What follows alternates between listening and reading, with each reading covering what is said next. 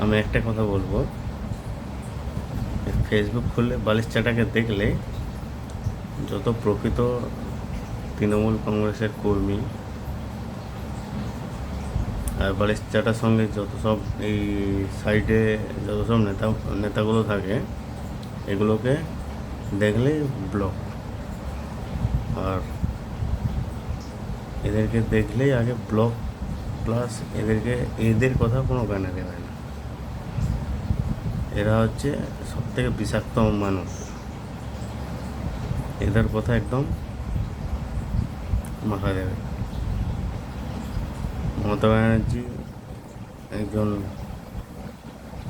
সাধারণ মানুষের জন্য উনি অনেক কিছু প্রকল্প করে গেছেন, সেগুলো এখনকার সরকার সেগুলোকে অন্য অন্য প্রকল্প দিয়ে চালু করছেন, খুব ভালো।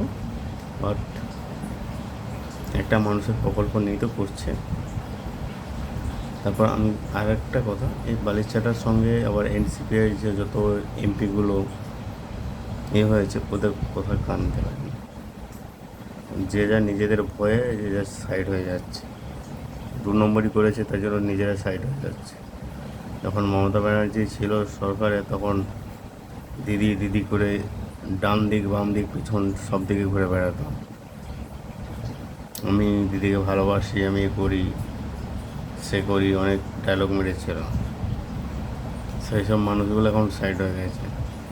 এই জন্য বলছি, এইসব মানুষের না কথা শুনে নিজেদের মনের কথা যেটা ভাববে সেটাই করবে।